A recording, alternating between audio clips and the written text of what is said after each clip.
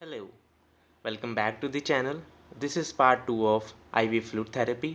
Last section में हमने देखा कि IV फ्लूइड क्या होते हैं, IV फ्लूइड के कितने टाइप्स होते हैं, IV फ्लूइड्स के जो भी टाइप्स हैं उनको कैसे एडमिनिस्टर करते हैं, क्या क्या कंपोजिशंस होते हैं, क्या उसके इंडिकेशंस होते हैं, क्या क्या कॉन्ट्राइंडिकेशंस होते हैं, आइसोटोनिक सॉल्यूशन, हाइपोटोनिक सॉल्यूशन और हाइपरटोनिक सॉल्यूशन क्या होता है। और बी स्पेसिफिक उस वीडियो में हमने आइसोटोनिक सॉल्यूशन के बारे में अच्छे से पढ़ा। इस वीडियो में हम अब hypertonic solution, hypertonic solution, hyper osmolar solution और कोलाइडल सॉल्यूशन के बारे में पढ़ेंगे। So let's start the topic. तो इस वीडियो में हम बात करेंगे हाइपरटोनिक सॉल्यूशन के बारे में। तो हाइपरटोनिक सॉल्यूशन क्या होते हैं? हाइपरटोनिक सॉल्यूशन वो होते हैं जिनका ऑस्मोलैरिटी कम होती है और उसके अंदर सॉलिड पार्टिकल्स कम होते हैं प्लाज्मा के कंपैरिजन में। और हाइपरटोनिक से भी हमें समझ में आ रहा है, हाइपो मतलब कम और टोनिक मतलब टोनिसिटी। जिस फ्लूइड में टोनिसिटी कम होगी उस फ्लूइड को हम हाइपोटोनिक सॉल्यूशन बोलते हैं। और इसमें क्या होता है, इसकी ऑस्मोलैरिटी कम होती है और इसके अंदर जो सॉल्यूट पार्टिकल्स होते हैं वो प्लाज्मा के कंपैरिजन में कम होते हैं। इसमें क्या देखा जाता है कि जो फ्लूइड शिफ्ट हो रहा है, फ्लूइड एक कंपार्टमेंट से दूसरे कंपार्टमेंट जा रहा है, वो कौन सा कंपार्टमेंट होता है? एक्स्ट्रा सेलुलर फ्लूइड से इंट्रा सेलुलर फ्लूइड कंपार्टमेंट में वो फ्लूइड शिफ्ट होता है। इसमें क्या होता है, सेल्स के अंदर बहुत सारा पानी भर जाता है, ठीक है। सर्कुलेटरी सिस्टम से फ्लूइड हट के सेल्स के अंदर पानी भरने लगता है। और ये फ्लूइड बेसिकली इसलिए भी यूज़ होता है कि फ्री वाटर को हम प्रोवाइड करा पाएँ, जिससे जो भी बॉडी वेस्ट है, ठीक है, और जो सेलुलर डिहाइड्रेशन और जो सेलुलर फ्लूइड है उसको अचीव कर पाएँ। बॉडी वेस्ट भी हमारी बॉडी से एक्सक्रीट हो जाएगा, सेल के अंदर जो डिहाइड्रेशन है वो हाइड्रेशन हो जाएगा और जो सेलुलर फ्लूइड है वो भी मेंटेन्ड और बैलेंस हो जाएगा। जैसे इस पिक्चर में देख सकते हैं हम कि जो सेल्स हैं, सेल्स के अंदर क्या हो रहा है, वाटर दोनों साइड से, मतलब दो एरो जो आपको ये शो हो रहे हैं, एक ये वाला एरो और एक ये वाला एरो, ये क्या बता रहा है कि वाटर जो हो रहा है वो सेल्स के अंदर जा रहा है। Solid concentration inside the cell is higher, क्योंकि सेल्स के अंदर क्या है, सॉलिड का कंसंट्रेशन हायर है, तो जो फ्लूइड हो रहा है वो एक्स्ट्रा सेलुलर फ्लूइड से इंट्रा सेलुलर मतलब सेल्स के अंदर शिफ्ट हो रहा है। तो हाइपोटोनिक सॉल्यूशन वो सॉल्यूशंस होते हैं जिसकी वजह से हमारा एक्स्ट्रा सेलुलर फ्लूइड का जो भी कंपार्टमेंट है वो कहाँ शिफ्ट हो जाता है, इंट्रा सेलुलर फ्लूइड में। तो हाइपोटोनिक सॉल्यूशंस में कुछ सॉल्यूशन जो हॉस्पिटल में बेसिकली यूज़ होते हैं नॉर्मली बेसिस में, वो हैं 0.45% NaCl मतलब नॉर्मल सलाइन भी इसको कहते हैं, और सोडियम क्लोराइड।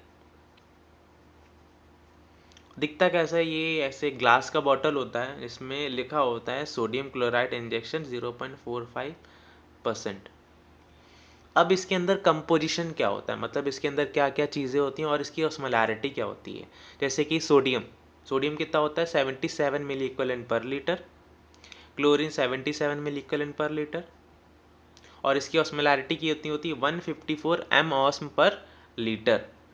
154, ये ऑस्मोलैरिटी हमारे प्लाज्मा की ऑस्मोलैरिटी से कम है, इसलिए इसको हाइपोटोनिक सॉल्यूशन भी बोलते हैं। और दूसरा एक और कॉमनली यूज फ्लूइड है हमारे हॉस्पिटल्स में, वो है 0.22% NaCl, जिसको 1/4 भी बोलते हैं, जो कॉमनली हमारे पीडियाट्रिक डोसेज में यूज़ होता है। इसमें सोडियम कितना होता है 39 मिलीकलन पर लीटर, क्लोरीन कितना होता है 39 मिलीकलन पर लीटर, और इसकी ऑस्मोलैरिटी कितनी होती है 78 mOs पर लीटर। और ये कॉमनली यूज़ होता है पीडियाट्रिक के लिए। अब इसकी फिजियोलॉजी क्या होती है, ये जो सॉल्यूशन होता है ये हमारे फ्लूइड कंपार्टमेंट में क्या इफेक्ट डालता है। तो इससे क्या होता है, हमारा सबसे पहले तो फ्लूइड एडमिनिस्टर करते हैं, एक्स्ट्रा सेलुलर फ्लूइड बढ़ता है, फिर उसके बाद क्या होता है, वो फ्लूइड शिफ्ट होता है इंट्रासेलुलर में, तो इंट्रासेलुलर फ्लूइड भी बढ़ जाता है। तो इसके इंडिकेशंस क्या क्या हैं, मतलब अब हमें पता चल गया ये फ्लूइड के अंदर क्या होता है, ये फ्लूइड की ऑस्मोलैरिटी क्या होती है, फ्लूइड करता क्या है, तो अब कौन कौन सी कंडीशन में इस फ्लूइड को हम एडमिनिस्टर करेंगे। हाइपोवॉल्यूमिक विद हाइपोनेट्रीमिया, अगर किसी को हाइपोनेट्रीमिया है हाइपोवॉल्यूमिया की वजह से, तो उस कंडीशन में हम इसको एडमिनिस्टर करेंगे। मेंटेनेंस फ्लूइड थेरेपी, जो हम लोग की नॉर्मल जो फ्लूइड थेरेपी चल रही है, ऑनगोइंग फ्लूइड थेरेपी, जैसे आरएल चल रहा है, एनएस चल रहा है, ठीक है, उस केस में उसके साथ साथ हम लोग कौन सी फ्लूइड दे सकते हैं, वह 0.45% NaCl। अब तो हमें पता चल गया कब देना चाहिए, अब कब नहीं देना चाहिए।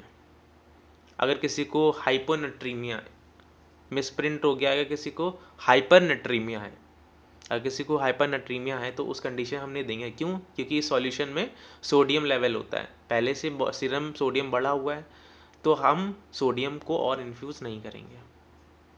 सेरिब्रल एडिमा, सेल्स के अंदर पहले से ही एडिमा है और वो भी ब्रेन के अंदर, ठीक है, तो वो टिश्यू बहुत जल्दी हैम्पर होने लगती हैं, ठीक है, वहाँ पर पहले से एडिमा है और फ्लूइड देंगे तो और ज़्यादा एडिमा बढ़ेगा, ठीक है, तो उस कंडीशन में भी हम अवॉइड करेंगे।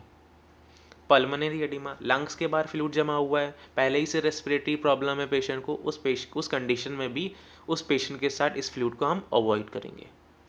लिवर डिजीज़ है, ट्रॉमा है, या तो बर्न्स हुआ है, क्योंकि ये फ्लूइड क्या करेगा, सर्कुलेटरी वॉल्यूम को कम करेगा और सेल्स के अंदर उस फ्लूइड को शिफ्ट करेगा, मतलब हमारा हाइपोवॉलीमिया कॉज करेगा और जो भी ब्लड का वॉल्यूम है उसको कम करेगा, बर्न के केस को एग्जैजरेट करेगा। और लीवर की जो डिजीज़ है, क्योंकि कहाँ जाएगा, लीवर में मेटाबोलाइज होगा, तो लीवर की डिजीज़ में भी हमें इसको क्या करना है, अवॉइड करना है। हाइपोटेंशन एंड हाइपोवॉलीमिया, हाइपोटेंशन क्यों और हाइपोवॉलीमिक क्यों? क्योंकि कभी कभी क्या होता है कि हमें ज़रूरत किसकी होती है, NS की, RL की, ठीक है, उस कंडीशन में हम 0.45% NaCl दे रहे हैं, इसमें सोडियम लेवल भी कम है, उसकी ऑस्मोलैरिटी भी कम है, वो सेल्स में जाएगा और हमारे एक्स्ट्रा सेलुलर फ्लूइड में भी नहीं जाएगा, तो इसकी वजह से हमारे जो ब्लड वॉल्यूम है वो भी कम होगा। और हाइपोटेंशन हमें कब वहाँ पर क्या देना चाहिए, NS देना चाहिए, इस फ्लूइड को उस समय अवॉइड करना चाहिए। तो हमने क्या देखा अभी इस प्रीवियस में कि हाइपोटोनिक सॉल्यूशंस क्या होते हैं, हाइपोटोनिक क्या होता है, कौन से सॉल्यूशन यूज़ होते हैं, कब कब काम आते हैं, कब कब हमें अवॉइड करना चाहिए। अब हम देखते हैं कि हाइपरटोनिक सॉल्यूशंस क्या होते हैं। हाइपरटोनिक, हायर टोनिसिटी, जिसमें सॉलिड कंसंट्रेशन क्या होता है हमारा, प्लाज्मा कंसंट्रेशन से 250 टू 310 एम ऑस्म पर लीटर से ज़्यादा अगर होगा हमारे ब्लड प्लाज्मा के ऑस्मोलैरिटी से, तो उस फ्लूइड को हम लोग क्या बोलेंगे, उस सॉल्यूशन को हाइपरटोनिक सॉल्यूशन, जिसकी टोनिसिटी ज़्यादा होगी और उसके अंदर सॉल्यूट कंसंट्रेशन ज़्यादा होंगे। अब क्या है, यहाँ बाजी पलट गई, ठीक है, अब हम क्या कर रहे हैं, ज़्यादा सॉल्यूट पार्टिकल्स को इंट्रोड्यूस कर रहे हैं किसी भी पेशेंट के बॉडी में, ठीक है, वो फ्लूइड जब हमारे जो भी पेशेंट्स के शरीर के अंदर जब जाएगा तो वो क्या करेगा, water out intracellular space, ICF, intracellular space या इंट्रासेलुलर फ्लूइड जो भी है, उस फ्लूइड को क्या करेगा, खींच लेगा वैक्यूम के तरीके और कहाँ पर लाके डाल देगा, एक्स्ट्रा सेलुलर वॉल्यूम में, इसलिए इसको वॉल्यूम एक्सपेंडर भी बोलते हैं। Cause cells to shrink and disturb their function, इससे क्या हो सकता है, जो रेड ब्लड सेल्स हैं वो क्या होंगे, श्रिंक हो जाएंगी। क्यों? क्योंकि उसका फ्लूइड पूरा वैक्यूम्ड हो गया है। जैसे एक बैलून है, बैलून में पहले हवा भरी थी, वो फूल गया था, जैसे हाइपरटोनिक सॉल्यूशन में, हाइपोटोनिक सॉल्यूशन में सेल्स फूल गए थे, ठीक है। हाइपरटोनिक सॉल्यूशन में क्या होगा, सेल्स की हवा निकल जाएगी तो वो एकदम चिपक जाएंगे, मतलब श्रिंक हो जाएंगे और उसके फंक्शंस भी थोड़े अल्टर्ड हो सकते हैं। जैसे कि एग्जांपल में देखो कि जैसे रेड ब्लड सेल्स में एकदम चिपक से गए, जैसे बैलून की हवा निकाल वो चिपक से जाते हैं, तो लुक लाइक दिस, ठीक है। सेल क्या हो गए, श्रिंक हो गए हैं। वाटर कहाँ जा रहा है, देखिए वाटर कहाँ जा रहा है, सेल्स के बाहर जा रहा है, दोनों सेल्स के बाहर, ठीक है।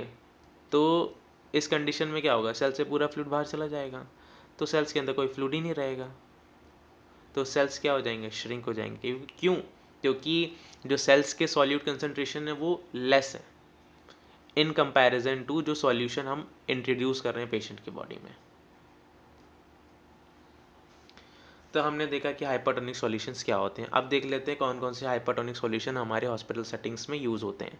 पहला एग्जांपल है 3% NaCl, 3% सोडियम क्लोराइड।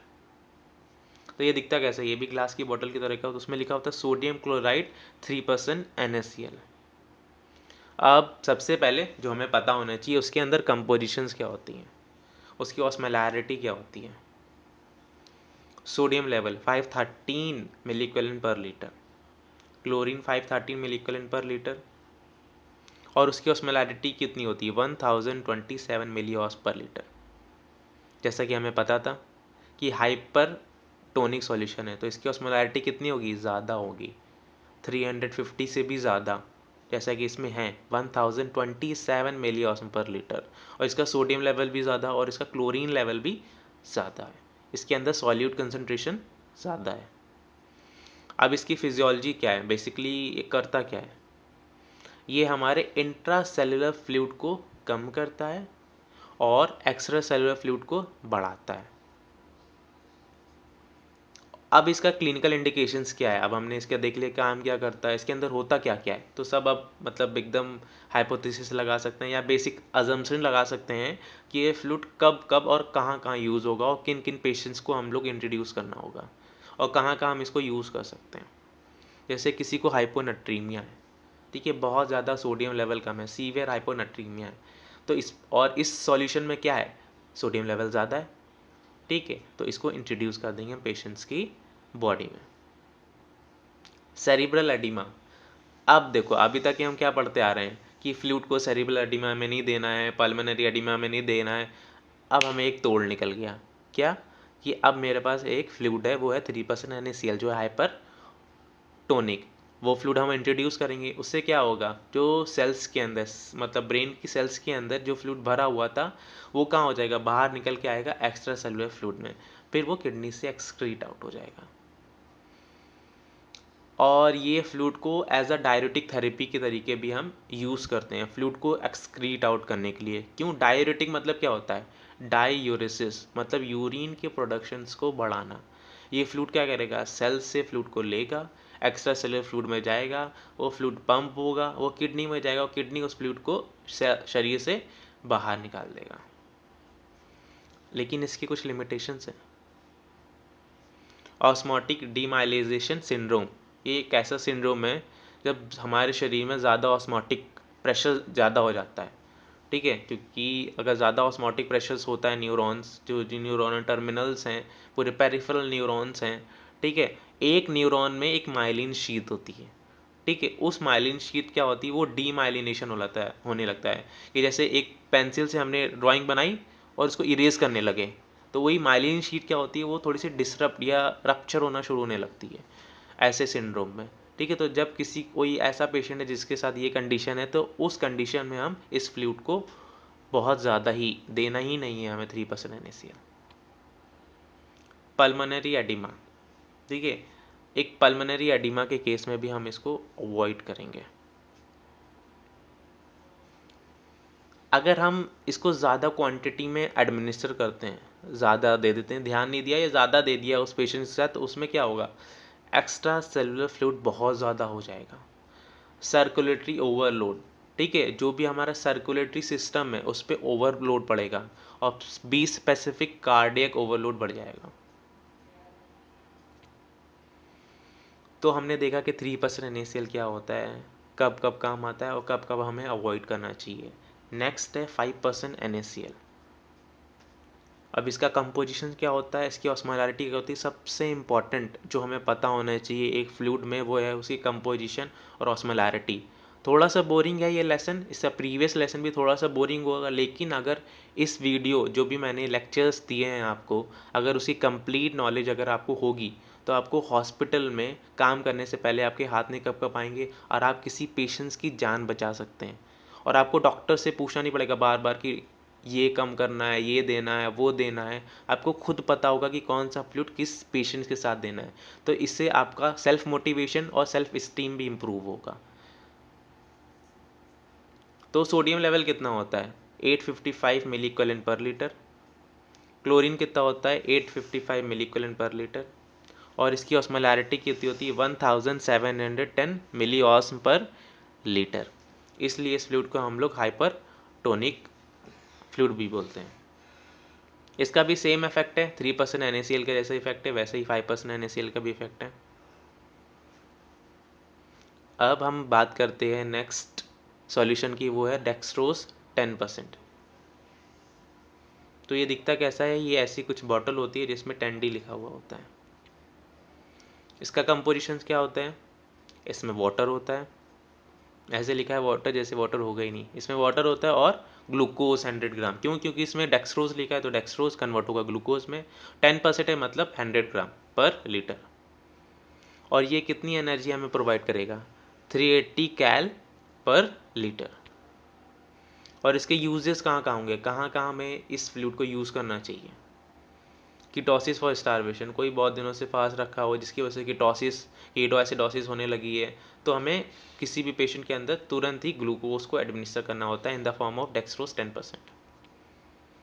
कब कब हमें इस फ्लूइड को अवॉइड करना चाहिए, सबसे पहले तो इस फ्लूइड को हमेशा हमें सेंट्रल लाइन में देना चाहिए। Don't infuse with blood product, इसको कभी भी ब्लड प्रोडक्ट के साथ हमें इन्फ्यूज़ नहीं करना चाहिए, क्योंकि हमारे जो रेड ब्लड सेल है उनका हीमोलिसिस मतलब रेड ब्लड सेल का ब्रेकडाउन होना शुरू हो जाएगा। अब हमने देख लिया कि डेक्सट्रोज 10% क्या होता है।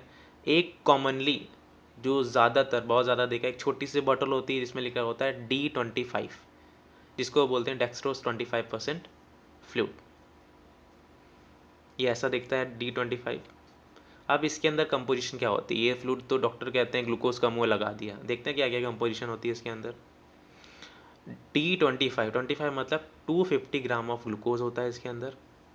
इसकी फिजियोलॉजी क्या होती है, काम क्या करता है ये फ्लूइड, हाइपरटोनिक क्रिस्टलॉइड फ्लूइड होता है ये फ्लूइड क्या होता है, हाइपरटोनिक होता है। ये हमारे बॉडी में क्या प्रोवाइड कराता है, एनर्जी को और कैटाबॉलिज्म मतलब होता है कि जो भी हमारे प्रोटीन्स हैं और जो फैट्स हैं वो टूट के ग्लूकोज में कन्वर्ट नहीं होते हैं, और अगर वो कन्वर्ट नहीं होंगे तो हमारे जो बॉडी की स्ट्रेंथ है वो बनी रहती है। क्योंकि कभी भी देखा होगा जो फास्ट रखते हैं या डायबिटीज़ के पेशेंट्स होते हैं, तो उन पेशेंट में क्या देखा है, तो वो बहुत स्लिम्ड हो जाते हैं, बहुत थीन हो जाते हैं। क्यों, क्योंकि उनके अंदर कैटाबॉलिज्म ज़्यादा होने लगता है। क्यों, क्योंकि बॉडी के अंदर सेल्स के अंदर ग्लूकोज यूटिलाइज नहीं हो पाता है, तो बॉडी क्या समझती है कि ग्लूकोज कम है, तो वो कैटाबॉलिज्म स्टार्ट कर देती है। तो जैसे ही हम ग्लूकोज देंगे बॉडी के अंदर या सेल्स मतलब हमारे सर्कुलेटरी सिस्टम में ग्लूकोज जाएगा तो कैटाबॉलिज्म प्रिवेंट हो जाएगा। किस फ्लूइड मतलब किसी भी पेशेंट को फ्लूइड रिस्ट्रिक्शन है या सिरोसिस है, रीनल फेलियर है, तो उस कंडीशन में इस फ्लूइड को हम एडमिनिस्टर कर सकते हैं। कब कब हमें देना चाहिए इसको, हाइपोग्लाइसीमिया, अगर किसी पेशेंट को हाइपोग्लाइसीमिया है मतलब ग्लूकोज की कमी है, तो उस कंडीशन में हमें इसको एडमिनिस्टर करना चाहिए। और ये फ्लूइड क्या करता है, ये इनहिबिट करता है ग्लाइकोजिनोलाइसिस और ग्लाइकोनियोजेनेसिस। लीवर डिजीज़ के पेशेंट, कोई भी लीवर डिजीज़ का पेशेंट है जिसमें हमारे ग्लाइकोजिनोलाइसिस होना शुरू हो गया है, ग्लाइकोनियोजेनेसिस होना शुरू हो गया है, तो उसको भी ये क्या करता है, प्रिवेंट करता है। ये भी वही सेम चीज़ है, इसमें क्या होता है कि जो ग्लाइकोजन स्टोर्ड फॉर्म है वो टूटेगा नहीं और नए ग्लूकोज भी नहीं बनेंगे। और ये सारी चीज़ें बनती कहाँ से है, प्रोटीन से या तो फैट से, तो इन चीज़ों को भी ये इनहिबिट करेगा। और हमारे पेशेंट्स को क्या देगा, nutrition. Hyper kalaemia with insulin, अगर किसी पेशेंट को हाइपर कैलीमिया है, ठीक है, विद इंसुलिन, तो उस केस में भी हम ग्लूकोज देंगे। क्यों, ग्लूकोज जाता है, जैसे ही ग्लूकोज अंदर आता है सेल से, तो उस कंडीशन में क्या होता है, पोटेशियम भी अंदर आता है, सोडियम बाहर जाता है। सोडियम पोटेशियम पंप की वजह से ग्लूकोज अंदर आता है, तो पोटेशियम कम होगा, सेल्स के अंदर जाएगा, सोडियम बाहर जाएगा, तो उसकी जो भी कंसनट्रेशन ग्रेडियंट है वो बैलेंस हो जाएगा। कब कब हमें नहीं देना चाहिए, डिहाइड्रेशन है, एन्यूरिया, इंट्राक्रेनियल हेमरेज है, क्योंकि हाइपर ऑस्मोलैरिटी है इसमें, तो इंट्राक्रेनियल हेमरेज ज़्यादा है तो हमें अवॉइड करना है। एन्यूरिया का केस है, किडनी काम ही नहीं कर रही है, किडनी का लॉस ऑफ फंक्शन है, तब भी हमें अवॉइड करना चाहिए। किसी पेशेंट को डिहाइड्रेशन है, इसको डिहाइड्रेशन में नहीं देंगे। किसी पेशेंट को एनर्जी की कमी है, कोई वीक है, तब हम देंगे। डिहाइड्रेशन में तो हम लोग नॉर्मल सलाइन देंगे। डायबिटीज़, किसी को डायबिटीज़ से ग्लूकोज पहले ही से बहुत बढ़ा हुआ है हमारे शरीर के अंदर, तब भी हम अवॉइड करेंगे। अगर इसको हम लोग ज़्यादा देते हैं, ज़्यादा इन्फ्यूज़ करते हैं D25 पे, तो देखा जाता है कि यूरिन में भी ग्लूकोज आना शुरू हो जाता है, क्योंकि किडनी फिल्टर नहीं कर पाती है उसको, उस कंडीशन को बोलते हैं ग्लाइकोज यूरिया। तो हमने ग्लूकोज के बहुत सारे कंपोनेंट्स को पढ़ लिया, जैसे डेक्सट्रोज 10%, D25। तो एक और हमारा कॉमनली यूज होता है हॉस्पिटल में जिसको बोलते हैं DNS, डेक्सट्रोज नॉर्मल सलाइन। ये दिखता कैसा है, ऐसे लिखा होता है DNS, इसमें लिखा होता है sodium chloride and dextrose injection 0.9% and 5%।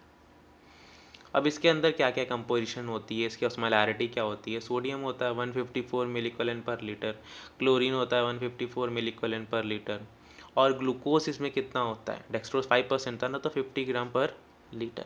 इसकी ऑस्मोलैरिटी कितनी होती है, 560 mOs पर लीटर। ये एक हाइपर ऑस्मोलैरिटी या हाइपरटोनिक सॉल्यूशन होता है। इसकी फिजियोलॉजी क्या होती है, क्या इफेक्ट डालता है ये हमारे बॉडी कंपार्टमेंट में।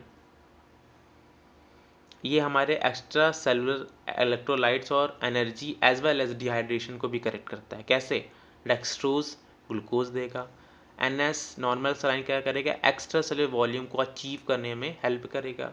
उससे क्या होगा, डिहाइड्रेशन भी कम होगी, ग्लूकोज से एनर्जी मिलेगी, और NS सोडियम क्लोराइड इलेक्ट्रोलाइट की भी कंसनट्रेशन क्या होगी, वो बैलेंस होना शुरू हो जाएगी। और इस फ्लूइड को हम लोग ब्लड ट्रांसफ्यूजन के साथ भी एडमिनिस्टर कर सकते हैं। इंडिकेशन क्या क्या है, कब कब हमें इस फ्लूइड को देना चाहिए। हाइपोग्लाइसीमिया, किसी भी पेशेंट में हाइपोग्लाइसीमिया विद हाइपोवोलीमिया है तो नॉर्मल सलाइन हाइपोवोलीमिया को ठीक करेगा, और हाइपोग्लाइसीमिया डेक्सट्रोज जो होगा वो उसको ठीक करेगा। हाइपोटेंशन, किसी पेशेंट्स के अंदर ब्लड प्रेशर कम है, ब्लड वॉल्यूम कम है, तब हम डेक्सट्रोज नॉर्मल सलाइन को देंगे।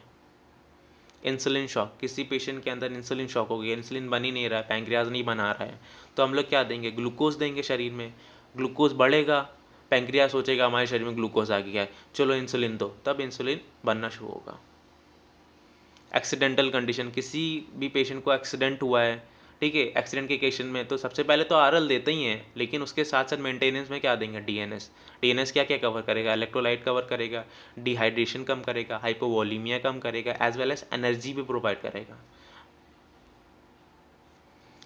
ठीक है, वॉमिटिंग हो गई, किसी पेशेंट को ज़्यादा हो गई है, नाजोगैस्ट्रिक एस्पिरेशन ज़्यादा हो गया, उसकी वजह से एल्कोलॉसिस ज़्यादा हो गई है, पेशेंट्स में एल्कोलॉसिस कंडीशन बहुत ज़्यादा हो गई है, तो तब हम नॉर्मल सलाइन विद डेक्सट्रोज को इन्फ्यूज़ करेंगे। Hypochloremia along with supply of calorie, अगर किसी पेशेंट में हाइपरक्लोरीमिया, क्लोरीन की कमी हो गई है, सीरम क्लोरीन, तो क्लोरीन को इंट्रोड्यूस करने के लिए हम इस फ्लूइड को एडमिनिस्टर करेंगे, और इसके साथ साथ कैलोरी भी जाती है शरीर में, जिससे एनर्जी मिलती है। कब कब हमें इस फ्लूइड को अवॉइड करना चाहिए, एनएसआर का एक ऐसी कंडीशन है जिसमें हमारे मतलब हमारे नहीं, कोई भी जो पेशेंट्स होते हैं उसके शरीर में जितनी भी जगह होती हैं सब में फ्लूइड भर जाता है। शरीर की सारी जगह में जब फ्लूइड भर जाता है उस कंडीशन को बोलते हैं एनएसआर का। तो फ्लूइड ओवरलोड अगर ज़्यादा हो गया है तब हमें डेक्सट्रोज नॉर्मल सलाइन को अवॉइड करना है। हाइपोवॉल्यूमिक शॉक हो गई, ऑस्मोटिक डायरेसिस ज़्यादा हो गया है, ठीक है, हमारी जो वो है किडनी, वो क्या कर रही है, डायरेसिस ज़्यादा कर रही है, जितना ज़्यादा फ्लूइड देंगे उतना ज़्यादा वो डायरेसिस कर रही है, तो हमें फ्लूइड उस समय एडमिनिस्टर नहीं करना है। डायबिटिक पेशेंट, अगर कोई पेशेंट जिसके अंदर डायबिटीज़ है उसमें ग्लूकोज ज़्यादा होगा तब भी हम डेक्सट्रोज नॉर्मल सलाइन नहीं देंगे। हार्ट, किडनी या पल्मोनरी एडिमा है किसी पेशेंट्स को, उस कंडीशन में भी अवॉइड करेंगे। हार्ट लोड नहीं झेल पाएगा, किडनी फिल्टर नहीं कर पाएगी, पल्मोनरी एडिमा में पेशेंट में पल्मोनरी सिम्टम्स ज़्यादा हो जाएंगे। तो हमने बात की इस सेशनल लेक्चर में कि जो हाइपोटोनिक सॉल्यूशन होते हैं वो क्या करते हैं, हाइपरटोनिक सॉल्यूशन क्या करते हैं, कब देना चाहिए कब नहीं देना चाहिए। अब नेक्स्ट जो टॉपिक है वो है hyper osmolar fluid. Hyper osmolar समझ में तो आ रहा है, लेकिन देखते हैं आगे जाके। तो हाइपर ऑस्मोलर फ्लूइड में बेसिकली जो हॉस्पिटल सेटिंग में जो कॉमनली यूज़ होता है फ्लूइड वो है मैनिटॉल।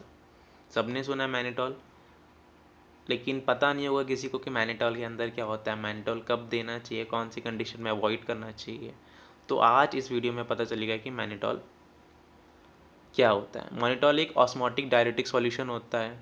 ऑस्मोटिक मतलब ये ऑस्मोसिस को बढ़ाएगा और डायरेसिस को बढ़ाएगा। हमारी डायलिसिस मतलब जो यूरिन का प्रोडक्शन है उसको बढ़ाएगा। तो ये सॉल्यूशन क्या करता है, हमारे शरीर के अंदर ऑस्मोटिक डाययूरेटिक का काम करता है। Elevate blood plasma osmolarity, basically करता क्या है कि हमारे ब्लड प्लाज्मा की ऑस्मोलैरिटी को बढ़ा देता है, और उसकी वजह से क्या होता है, जो सेरिब्रल एडिमा होता है, इंट्राक्रेनियल प्रेशर होता है, सेरिब्रो स्पाइनल फ्लूइड जो ज़्यादा बढ़ जाता है हमारे शरीर में हाइड्रोसेफेलस जैसी कंडीशन में, तो वो क्या होता है, धीरे धीरे कम होने लगता है। क्यों? क्योंकि ये ऑस्मोटिक प्रेशर भी बढ़ाता है, उसके साथ डायलिसिस को इंक्रीज़ करता है। तो फ्लूइड क्या होगा, धीरे धीरे ज़्यादा होगा, एक्स्ट्रा सेलुलर फ्लूइड में सर्कुलेट होगा, किडनी में जाएगा, और किडनी क्या करेगी, उसको एक्सक्रीट आउट करेगी। तो जितना फ्लूइड हमारे शरीर में भर गया है, अब वो क्या होगा, जैसे मैंने पहले की वीडियो में एक एग्जांपल दिया था कि हमने टैप वाटर तो खोला है लेकिन हमने पाइप को बंद करके रखा था, अब पाइप को धीरे धीरे खोल रहा है ये फ्लूइड, तो धीरे धीरे पानी क्या होगा, जो पाइप में भर गया था वो धीरे धीरे निकलता चला जाएगा।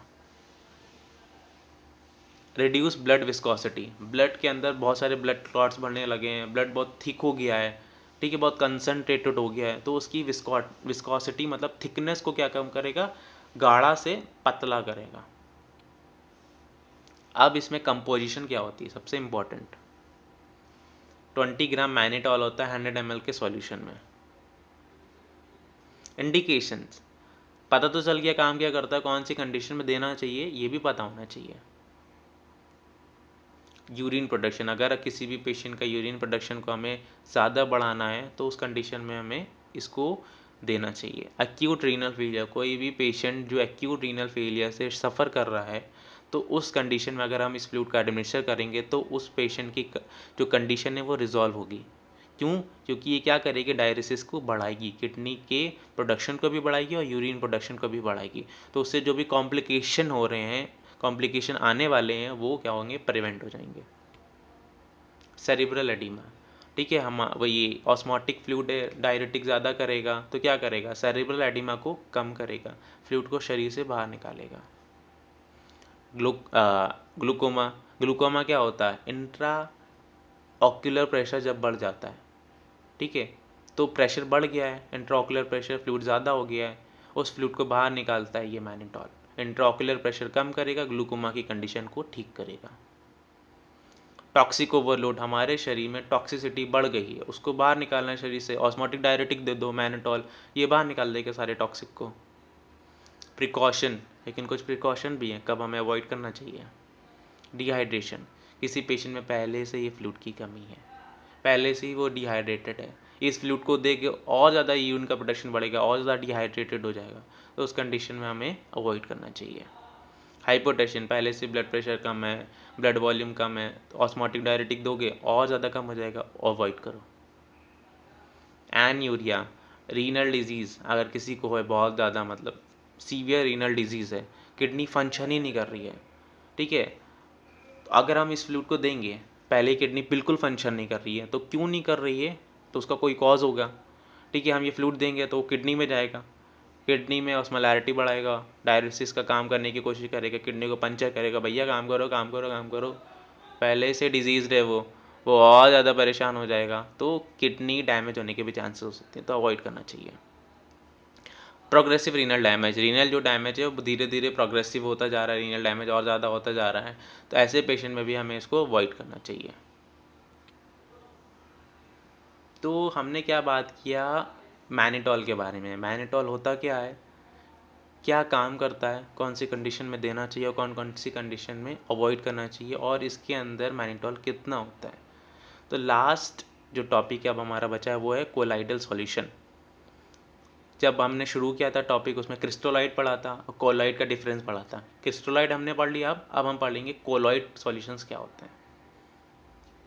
ये लार्ज मॉलिक्यूल्स होते हैं जो कभी भी सेमी परमिएबल मेम्ब्रेन के पास नहीं हो पाते हैं। जैसे मैंने एग्जांपल दिया था कि ये कोई पाइप है, पानी बह रहा है, उसमें एक छेद है, तो पानी तो निकलता है, लेकिन अगर कोई ब्रिक या ईटा होगा तो उससे क्रॉस नहीं कर पाएगा, ठीक है। तो वैसे कोलाइडल सॉल्यूशन भी होते हैं, इनका सॉल्यूट मॉलिक्यूल्स जो होते हैं वो बड़े होते हैं, शेप में, साइज़ में, वेट में, तो ये सेमी परमिएबल के अक्रॉस कभी भी जा नहीं पाते हैं। हाई मॉलिकुलर वेट, इनका जो वेट होता है, मॉलिकुलर वेट, वो ज़्यादा होता है, अबाउट 3000 डेल्टन। तो काम क्या करते हैं ये फ्लूइड, इन पत्थर जैसी चीज़ों को हम फ्लूइड में देते क्यों हैं? बेसिकली काम क्या करते हैं? ये काम क्या करते हैं, हमारे इंट्रावैस्कुलर कंपार्टमेंट को कन्फाइन करते हैं, और वो और क्या करते हैं, ऑनकोटिक प्रेशर को भी जनरेट करते हैं, और इस ऑनकोटिक प्रेशर को बोलते हैं कोलॉइडल ऑनकोटिक प्रेशर। तो ये बेसिकली करते क्या है, हमारे इंट्रावैस्कुलर कंपार्टमेंट में ऑस्मोटिक वो और ऑनकोटिक प्रेशर को बढ़ाते हैं। तो उससे क्या होता है, फ्लूइड जो होता है कभी भी लीक्ड आउट नहीं होता है, वो उसी स्पेस में रहता है, वो ना शिफ्ट होता है, ना इधर जाता है ना उधर जाता है। जैसे मम्मी आ गई बच्चों को डांट के रखती हैं, तुम इधर नहीं जाओगे, तो वैसे ही काम करता है ये। प्लाज्मा प्रोटीन्स, बेसिकली जो कोलॉइड्स होते हैं वो मेजर प्लाज्मा प्रोटीन्स होती हैं जो हम यूज़ करते हैं इस सॉल्यूशन में, और ये क्रिस्टलॉइड से ज़्यादा अच्छा काम करती है। अगर हमें इंट्रावैस्कुलर कंपार्टमेंट के वॉल्यूम को कन्फाइन करना है, उसको एक्सपैंड करना है और उसके वॉल्यूम को बढ़ाना है, तो ज़्यादातर कोलॉइडल सॉल्यूशन को हमें एडमिनिस्टर करना चाहिए। ठीक है, उन पेशेंट्स को हमें मतलब जो कुछ पेशेंट्स होते हैं ना जो आईवी फ्लूइड ज़्यादा टॉलरेट नहीं कर सकते, ज़्यादा आईवी फ्लूइड हम एडमिशन नहीं कर सकते, तो उन पेशेंट्स को हमें कोलॉइड सॉल्यूशन देना चाहिए। एक्सपैंड इंट्रावैस्कुलर वॉल्यूम, ठीक है, ये क्या करता है, हमारा इंट्रावैस्कुलर वॉल्यूम को एक्सपैंड करता है और इंट्रासेलुलर वॉल्यूम से फ्लूइड को ड्रॉन कर लेता है। कैरेक्टरिस्टिक्स क्या होती हैं, मतलब जो भी आईवी फ्लूइड बेसिकली हॉस्पिटल में यूज़ होते हैं उनके क्या क्या कैरेक्टरिस्टिक्स होते हैं। तो कुछ मैंने एग्जांपल लिया है इस चार्ट्स में कि कुछ जो आईवी फ्लूइड बेसिकली यूज़ होते हैं हॉस्पिटल सेटिंग्स में, तो उनके क्या क्या कैरेक्टरिस्टिक्स होते हैं।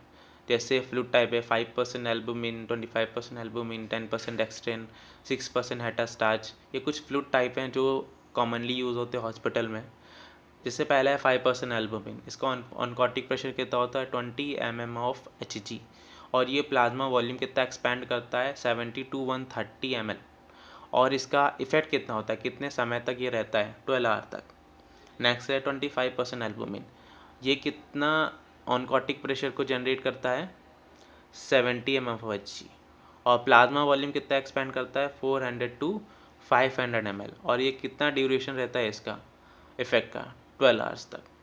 अब देखते हैं 10% एक्सटेंड, ये कितना ऑनकोटिक प्रेशर इंक्रीज करता है 40 mm ऑफ Hg, और कितना वॉल्यूम एक्सपैंड करता है 100 to 150 ml, और इसका इफेक्ट कितना होता है, कितनी देर तक रहता है वो 6 घंटे तक।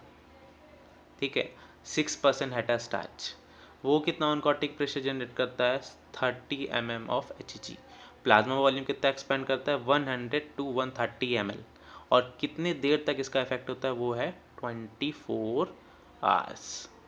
ठीक है, तो हमने देखा कि कोलाइडल सॉल्यूशंस क्या होते हैं, बेसिकली काम क्या होता है इनका, क्या पर्पस होता है। बेसिकली ये शरीर में जब ये जाते हैं तो काम क्या करते हैं, और कौन कौन से फ्लूइड कितने समय तक रहते हैं और कितना प्रेशर को जनरेट करते हैं। अब हम देख लेते हैं कौन कौन से colloid solution basically hospital setting में यूज़ होते हैं। कोलॉइड्स जैसे नेचुरल कोलॉइड्स कौन कौन से होते हैं, albumin 5%, 20%, 25%, fresh frozen plasma, plasma proteins, और आर्टिफिशियल कोलॉइड। पहले तो नेचुरल कोलॉइड मतलब जो हमारे शरीर में पहले से ही पाए जाते हैं। ठीक है, तो वो कोलॉइड हम किसी भी और जगह से एक्सट्रैक्ट करते हैं और हमारे शरीर में या किसी भी पेशेंट के शरीर में एडमिनिस्टर करते हैं जब ज़रूरत होती है। और कुछ आर्टिफिशियल कोलॉइड भी होते हैं जो फार्माकोलॉजिकल फार्माक्यूटिकल जो इंडस्ट्रीज़ होते हैं वहाँ बनाए जाते हैं, जैसे डेक्स्ट्रेन, जिलाटिन, हिटास्टार्च, और भी बहुत सारे होते हैं। तो जो कॉमनली हमारे बेसिकली हॉस्पिटल सेटिंग में यूज़ होता है वो है एल्बुमिन। सबने सुना होगा एल्बुमिन क्या होता है। अब देख लेते हैं एल्बुमिन काम क्या करता है। Very important topic for your preparation aspect, for your learning aspect and for your syllabus aspect. तो एल्बुमिन दिखता कैसा है, ये एक ग्लास की बोतल की तरह होता है और येलो कलर का अपीयरेंस होता है, और उसमें लिखा होता है ह्यूमन एल्बुमिन, जैसे ये 20% है। ठीक है, तो एल्बुमिन क्या है, वर्सटाइल प्लाज्मा प्रोटीन है, और बेसिकली ये लीवर में सिंथेसाइज होता है, और इसका हाफ लाइफ क्या होता है 20 डेज तक होता है। इसका प्रिंसिपल काम क्या होता है, ठीक है, ये प्रिंसिपली क्या होता है, हमारे ब्लड में ट्रांसपोर्ट होता रहता है, ट्रांसपोर्ट करता है, और नॉर्मली और ये जनरली 75% ऑफ ऑनकोटिक प्रेशर को बढ़ाता है, 75%। कुछ अब एग्जांपल देख लेते हैं हम लोग कि कौन कौन से एल्बुमिन हमारे हॉस्पिटल में यूज़ होते हैं। वो है 5% एल्बुमिन, 5% मतलब 5 ग्राम पर लीटर और 50 ग्राम पर डेसीलीटर, और उसका कोलॉइडल ऑस्मोटिक प्रेशर कितना होता है, 20 mm ऑफ Hg, ठीक है। और वो एक्सपैंड क्या करता है, हमारे प्लाज्मा वॉल्यूम को, और जो भी हम वॉल्यूम इन्फ्यूज़ कर रहे हैं उतना ही सेम प्लाज्मा वॉल्यूम को एक्सपैंड करता है, ठीक है। और नेक्स्ट क्या है, 25% एल्बुमिन, 25% मतलब 250 ग्राम पर लीटर और 225 ग्राम पर डेसीलीटर, और वो कोलाइडल प्रेशर कितना होता है, 70 mm ऑफ Hg। वो कितना एक्सपैंड करता है, 4 to 5 time more as volume infuse. जितना हम वॉल्यूम इन्फ्यूज़ करते हैं अगर 100 ml, तो उसका 4 से 5 गुना ज़्यादा हमारे वॉल्यूम को एक्सपैंड करता है, इसलिए इसके अंदर 250 ग्राम पर लीटर एल्बुमिन होता है। तो बात कर लेते हैं जो कॉमनली यूज़ होता है हॉस्पिटल सेटिंग में, वो है 25% एल्बुमिन, जो येलो कलर का अपीयरेंस होता है, ग्लास की बॉटल में होता है, उसमें लिखा भी होता है ह्यूमन एल्बुमिन 250 ग्राम पर लीटर। इसका कंपोजिशन क्या होता है, इसके अंदर होता क्या है एक्चुअली, सोडियम भी होता है 130 to 160 मिलीकोलन पर लीटर, पोटेशियम भी होता है जो होता है 2 मिलीकोलन पर लीटर लेस देन, एल्बुमिन होता है इसमें 250 ग्राम पर लीटर, और इसकी ऑस्मोलैरिटी कितनी होती है, 312 मिलीऑस पर लीटर। ये आसपास हमारा आइसोटोनिक सॉल्यूशन की तरह होता है, ठीक है। लेकिन इसमें मेन क्या है, एल्बुमिन। फिजियोलॉजी बेसिकली क्या इफेक्ट डालता है हमारे बॉडी पे, ये इंक्रीज इंट्रावैस्कुलर वॉल्यूम, स्पेसिफिक, ये बी स्पेसिफिक वाला है, ठीक है। ये क्या करेगा, इंट्रावैस्कुलर वॉल्यूम को इंक्रीज कर देगा। इंडिकेशन कौन कौन से पेशेंट में हमें इसको देना चाहिए, emergency treatment of shock. Shock ऐसी कंडीशन में है जिसमें मतलब शॉक के टाइप्स तो बहुत होते हैं, लेकिन कॉमनली जो शॉक है वो है हाइपोवॉल्यूमिक शॉक, ठीक है। उसमें क्या होता है, मतलब अगर इमरजेंसी हो गई, कोई ट्रॉमा हो गया है, कोई एक्सीडेंट हो गया है, कोई बर्न हो गया है, ठीक है, या कोई सर्जरी है जिसमें बहुत ज़्यादा फ्लूइड लॉस हो गया, सीवियर फ्लूइड लॉस हो गया है, अगर मॉडरेट लॉस है तो हम क्रिस्टोलॉइड देंगे, लेकिन अगर सीवियर हाइपोवॉलीमिया शॉक की कंडीशन में पेशेंट मर सकता है, तो उस कंडीशन हम लोग क्या करेंगे, एल्बुमिन को इन्फ्यूज़ करेंगे। वो क्या करेगा, तुरंत ही इंट्रावैस्कुलर कंपार्टमेंट के वॉल्यूम को अचीव करेगा, ठीक है, तो हाइपोवॉलीमिया को रिजॉल्व करेगा। नेक्स्ट क्या है, एक्यूट मैनेजमेंट ऑफ बर्न के केसेस में क्या होता है, फ्लूइड लॉस होता है, तो उस फ्लूइड लॉस जो हुआ है उस केस में अगर हमें फ्लूइड को अचीव करना है इंट्रावैस्कुलरी, तो क्या देंगे हम लोग, एल्बुमिन 25%। अगर किसी पेशेंट में अगर लीवर प्रॉब्लम है या किडनी प्रॉब्लम है, किडनी की वजह से एल्बुमिन सिक्रीट हो रहा है, लीवर की वजह से एल्बुमिन बन नहीं रहा है, ठीक है, तो एल्बुमिन कम हो गया हमारे शरीर में, हमारे ब्लड में हाइपो एल्बुमिनिया हो गया है, तब हम इसको इंट्रोड्यूस करेंगे। जैसे कुछ कंडीशन है जिसमें होता है सिरोसिस, एक लीवर डिजीज़ है, लीवर ट्रांसप्लांट हो चुका है, या तो पैरासिंटिसिस। पैरासिंटिसिस एक ऐसा मतलब एक्सचेंज ऑफ फ्लूइड है जिसमें हम लोग क्या करते हैं, जो भी ब्लड है उसको प्यूरिफाई करते हैं, ठीक है। तो उसमें जब हम प्यूरिफिकेशन होता है थ्रू पैरासिंटिसिस, ठीक है, तो क्या होता है, पूरा फ्लूइड जाता है, वो फिल्टर होता है, फिर हमारे शरीर में जाता है, तो उससे वजह से क्या होता है, हाइपोवॉलीमिया होता है। तो हाइपोवॉलीमिया को अचीव करने के लिए, मतलब हाइपोवॉलीमिया को रिजॉल्व करने के लिए हम लोग बेसिकली एल्बुमिन को इंट्रोड्यूस करते हैं। हीमोडायलिसिस एक ऐसी कंडीशन है, सबको पता है डायलिसिस में क्या होता है, पूरे ब्लड को फिल्टर करते हैं एक मशीन में, तो मशीन में जाता है, शरीर में हाइपोवॉलीमिया होता है, तो उस हाइपोवॉलीमिया को प्रिवेंट और ट्रीट करने के लिए हमें एल्बुमिन 25% इंट्रोड्यूस करना होता है और एडमिनिस्टर करना होता है।